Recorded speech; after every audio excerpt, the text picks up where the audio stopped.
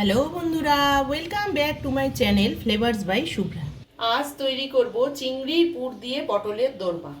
পটলের দোরমাটা তৈরি করার জন্য পটলগুলোকে আমি এইভাবে লম্বা লম্বা করে কেটে নিয়ে ভিতর থেকে বিচিগুলো বের করে নিয়েছি। এই যে এইভাবে আমি একটা দেখিয়ে দিচ্ছি। এই চামচের পিছন দিয়ে এইভাবে করে নিয়ে ভেতরের বিচিগুলো সব বের করে নিতে হবে। এই যে এইভাবে সমস্ত পটল আমি বের করে নিয়েছি। পটলের বিচিগুলো এইভাবে আমি আলাদা করে নিয়েছি 150 গ্রাম চিংড়ি মাছ। আর এদিকে চিংড়ি মাছের মাথাগুলো ভালো করে ধুয়ে পরিষ্কার করে নিয়েছি, এটাও আমি ভেজে আলাদা করে বেটে নেব। এখানে এই পুরের মধ্যে দেব হচ্ছে চিংড়ি মাছ, পটলের বিচিগুলো আর কিছু এই আধা পেঁয়াজ, 2-4 কোয়া রসুন আর একটা কাঁচা লঙ্কা, এগুলো ভেজে আমি বেটে নেব।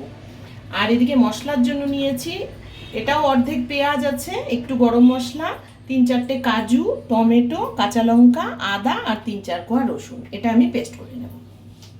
সবার প্রথমে কড়াইতে তেল গরম করে নিয়ে দিয়ে দিচ্ছি একটু লবণ, একটু হলুদ।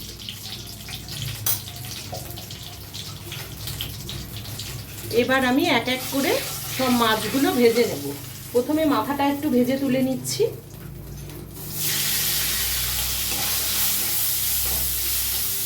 চিংড়ি মাছ অল্প ভাজলেই হয়ে যাবে। মাথাটা ভাজা হয়ে গেছে, তুলে নেব। এবারে আরও খানিকটা তেল দিয়ে দিচ্ছি পটলের বিচিগুলো।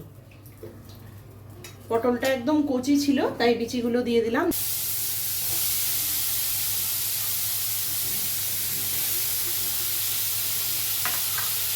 এরই সাথে দিয়ে দিলাম পেঁয়াজ কুচি, 2-3টে রসুন আর একটা কাঁচা লঙ্কা, সব একসাথেই ভাজা হয়ে যাবে। মাঝখানটা একটু ফাঁকা করে নিয়ে মাছটাও দিয়ে দিচ্ছি। মাছটা দেওয়ার পরে একটু লবণ হলুদও দিয়ে দেব।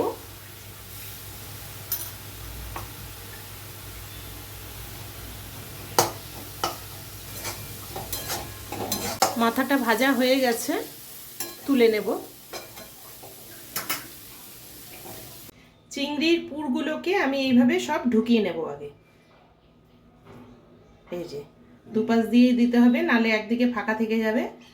এইভাবে দিয়ে সব পটলগুলো আগে রেডি করে নেব। পটলের মধ্যে সমস্ত পুর ভরা হয়ে গেছে। এবার আমি কড়াইতে একটু তেল গরম করে নিয়ে হলুদ দিয়ে দিয়েছি। এখন পটলগুলো সব ভেজে নেব।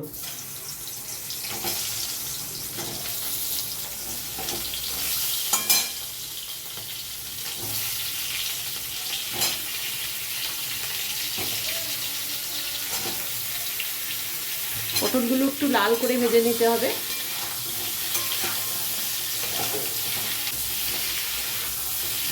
পটলগুলো ভেজে এভাবে তুলে নিয়েছি। এখন একটু তেল দিয়ে দিলাম জিরে। এবার আমি সেই পেঁয়াজ, রসুন, আদা, গরম মশলা, এই মশলাটা দিয়ে দিলাম। টমেটো কুচিটাও দিয়ে দিলাম।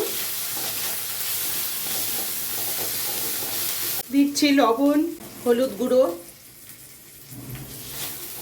এবার একটু জল দিয়ে মশলাটার মধ্যে দিয়ে দিচ্ছি জিরে গুঁড়ো। এবারে দিলাম লঙ্কা গুঁড়ো। লঙ্কা গুঁড়োটা দিয়ে মাছের যে মাথা বাটা ছিল সেই মাথা বাটাটাও দিয়ে দিচ্ছি।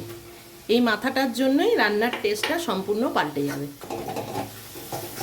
মশলাটা কষাতে কষাতেই খুব সুন্দর চিংড়ির গন্ধ বেরিয়েছে। ভালো করে কষিয়ে নিয়ে তারপরে দেব পটলটা। এবারে ভাজা পটলটাও দিয়ে দিচ্ছি।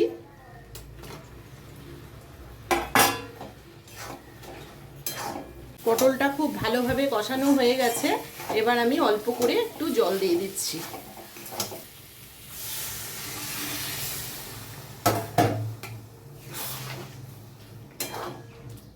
সবশেষে দিয়ে দিচ্ছি একটু চিনি।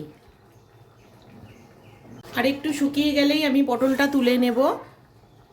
তোমাদের যদি চিংড়ির পুর দিয়ে পটলের দোরমার রেসিপিটি ভালো লেগে থাকে তাহলে ভিডিওটিকে লাইক করো, চ্যানেলটিকে সাবস্ক্রাইব করো, আর যারা ফেসবুক পেজ থেকে দেখছো তারা পেজটিকে ফলো করে দিও। রান্নাটা রেডি হয়ে গেছে, এখন আমি তুলে নেব।